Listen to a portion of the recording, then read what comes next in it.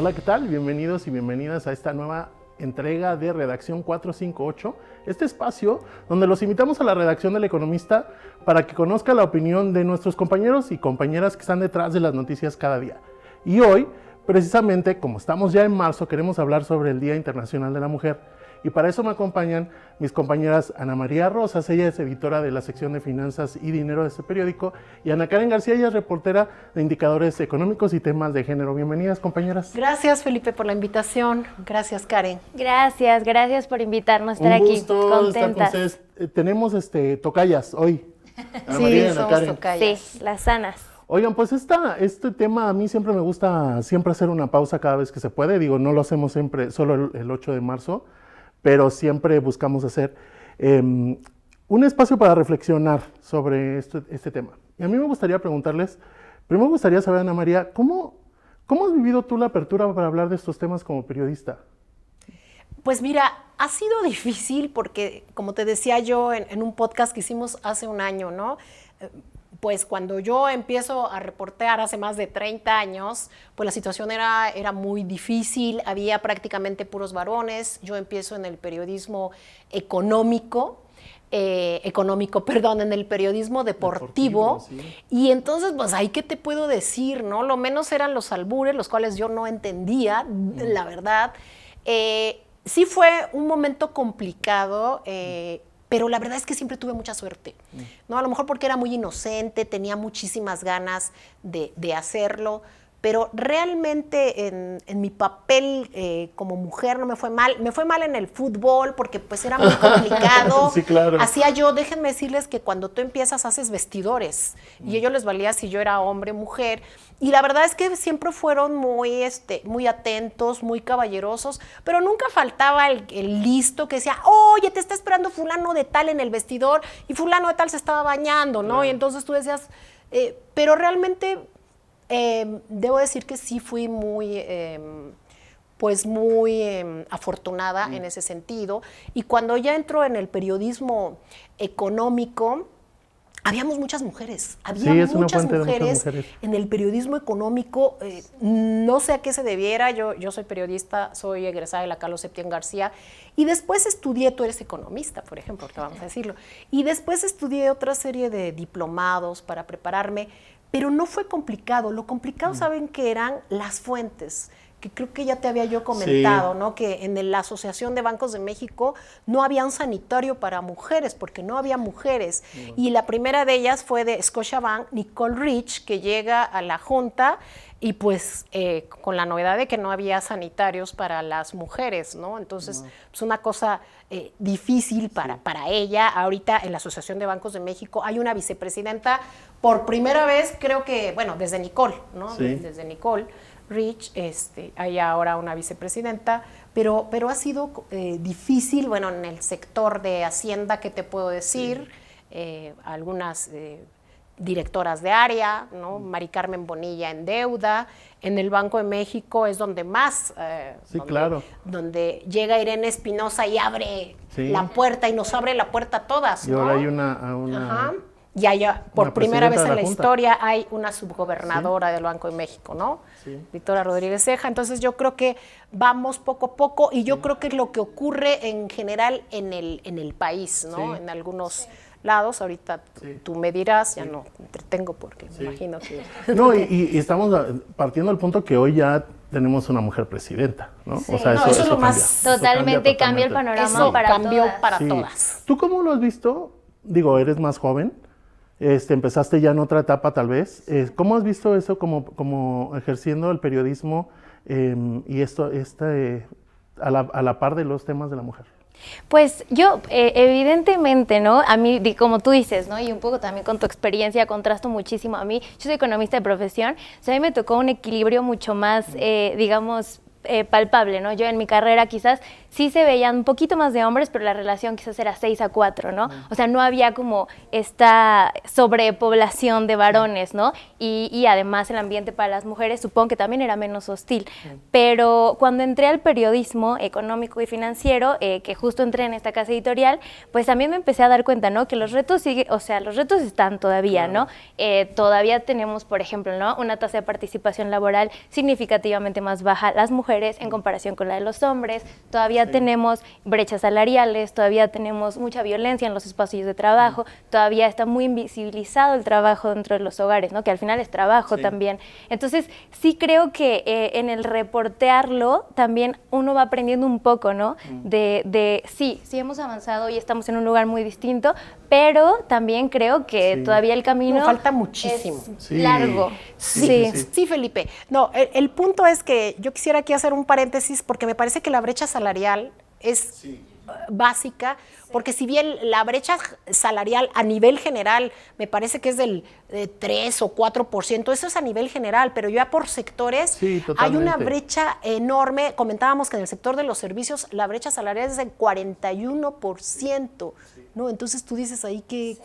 ¿Qué pasó aquí? ¿No? Y sabes que para ponerlo en perspectiva, cuando hablamos de brecha salarial es, y Ana Karen me podrá corregir si me equivoco, pero es lo que gana la mujer respecto al salario del hombre por el mismo por trabajo, la misma chamba. ¿no? Exacto, o sea, exacto. Estamos hablando que en algunos sectores a un hombre se le paga 100 pesos y a una mujer se le paga 59 pesos por el mismo trabajo. ¿no? Exacto, sí.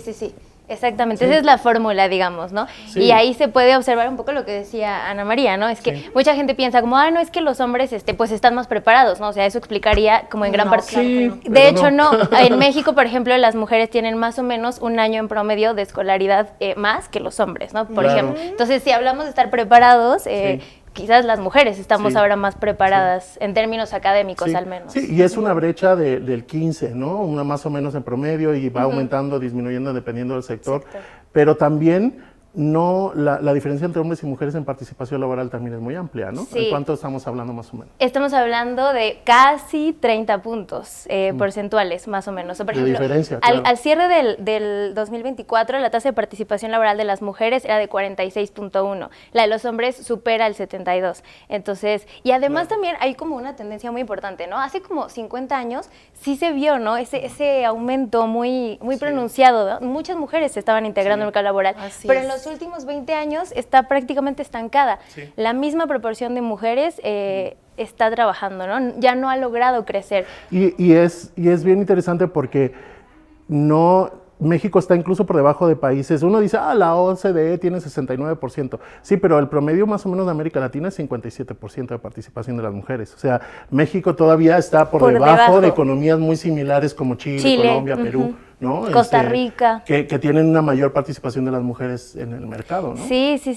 Y también un poco entender lo que hace rato les comentaba, ¿no? O sea, las razones que están detrás de esto, ¿no? Porque no es que las mujeres estén, digamos, participando menos en el mercado remunerado porque no quieran o porque no estén preparadas, sino por la necesidad de cuidados y de trabajo doméstico, ¿no? Que esa es otra, ¿no? Dentro del hogar. Y estás en la economía informal y no te pagan por esta doble jornada, ¿no? Y las mujeres somos las que nos quedamos a cuidar a los hijos, a cuidar a los abuelos, ¿no? A nuestros padres. Y otros, ¿no? Y otros, porque el tío, ¿no? El hermanito más chiquito. Sí, es el Sistema Nacional de Cuidados, que eso es algo que urge, ¿no? En el país. Y además cuando, pues aquí está, ¿por qué las mujeres ganan menos? Y esto lo hemos dicho muchas veces, pues porque las mujeres nos embarazamos, ¿no? Y entonces todavía está esta parte donde dicen, no, pues es que si se embaraza, y ahí hay una brecha bien importante que perdemos las mujeres en el camino, ¿no? Importante, ¿no? Por ejemplo, ver cómo la brecha salarial incrementa justamente cuando empieza la edad reproductiva de las mujeres. Ahí es donde se empieza a ensanchar, incluso aunque no seas madre. Ya como eres una madre en potencia, ahí empieza, ¿no? Y ahí lo ves. No, y entonces mejor entre tú y tú, mejor al chico le doy la promoción en lugar de dársela a la chica, otro dato que ¿no? yo estaba estudiando en la mañana para mi columna de esta semana es también va creciendo la brecha en función del puesto jerárquico. O sea, mientras más alta sea la jerarquía, más es la brecha entre hombres y mujeres. Entonces es como McKinsey hace más o menos un estudio, dice, en el nivel de ingreso es como 8%, pero cuando llegas a nivel ejecutivo, ahí 22%. Es mayor.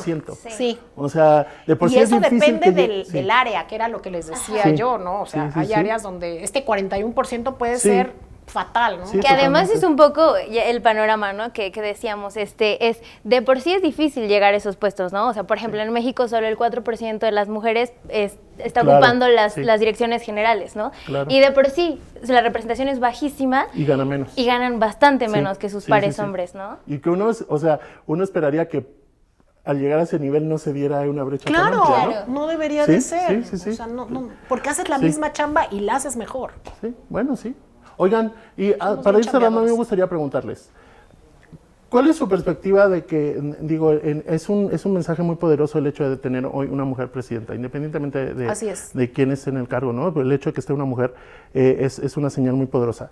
Pero quería preguntarles su opinión. ¿Qué para ustedes como mujeres que representa hoy que haya una mujer presidenta por primera vez en la historia de México y también que se haya creado la Secretaría de las Mujeres, porque era algo que no existía? Se rompió el techo de cristal.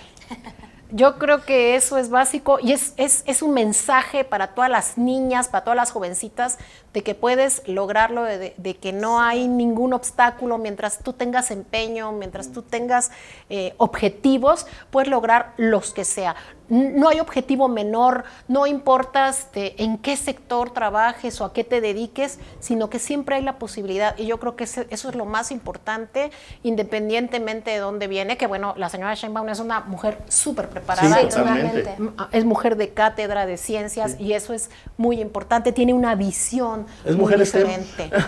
Sí, es mujer STEM, claro, es muy importante, ¿no? Como decía Ana, a nivel simbólico, a nivel técnico, por supuesto que también, porque justo no es una mujer, digamos, cualquiera, ¿no? Es una mujer súper preparada, con muchísima experiencia, no solo en la política, sino en la academia, en la cátedra, ¿no? Como decías, en las relaciones públicas, en el contacto con la sociedad. Pero creo que a nivel simbólico, que eso es lo más importante, ¿no? O sea, que las niñas de hoy tengan un referente. Y es como en todo, ¿no? O sea, tú ves que existía una Barbie astronauta y es algo que te crees, ¿no? Claro. Porque lo ves. Y cuando tienes un referente, la realidad cambia totalmente. Pero a nivel también operativo, un poco lo que se habla cuando se habla de cuotas de género, que es como, es importante tener mujeres. Y es importante porque las mujeres y sus experiencias hacen que la perspectiva para tomar decisiones cambie. Que sea una perspectiva y eso es muy importante también. Sí, porque para empezar es la composición de nuestra sociedad, ¿no? O sea, todos estos organismos no representan cómo estamos organizados o compuestos como sociedad,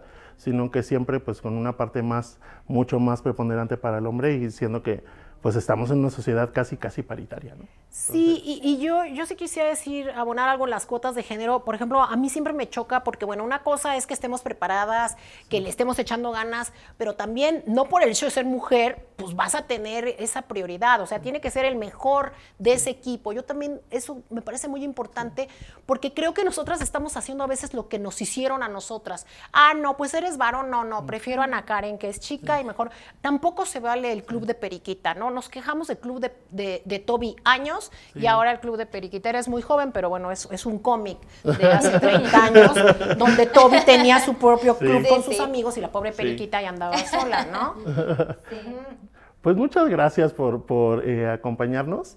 Sin duda este tema va a estar dando a lo largo de no solo de esta semana, como decimos siempre, nosotros estamos tratando de mantenernos en ese tema, no solamente por una fecha en específico, pero esta es muy simbólica, ¿no? Y justo estamos llegando a 5 décadas de que se empezó a conmemorar el Día Internacional de la Mujer. Empezó en 1975, se declaró ya oficialmente en 1977, pero ya cinco décadas de que se está conmemorando este día y pues los retos yo creo que son muy parecidos a los de hace 5 décadas. Falta mucho camino recorrer, pero creo que también es importante siempre destacar lo que sí se ha logrado, claro, ¿no? O sea, lo que las mujeres hemos conseguido. Sí, totalmente. Pues muchas gracias por acompañarnos. Y gracias a ustedes por seguirnos. Sigan a Ana María y a Ana Karen porque ambas también tienen un podcast. Economía sin monotonía y Futuro 2050, así que también pueden seguir su trabajo aquí en el periódico y pues no olviden seguir nuestro contenido porque tenemos para todos los gustos y en el Día de la Mujer estaremos haciendo mucho más énfasis en los desafíos que tenemos como país. Hasta la próxima. Gracias.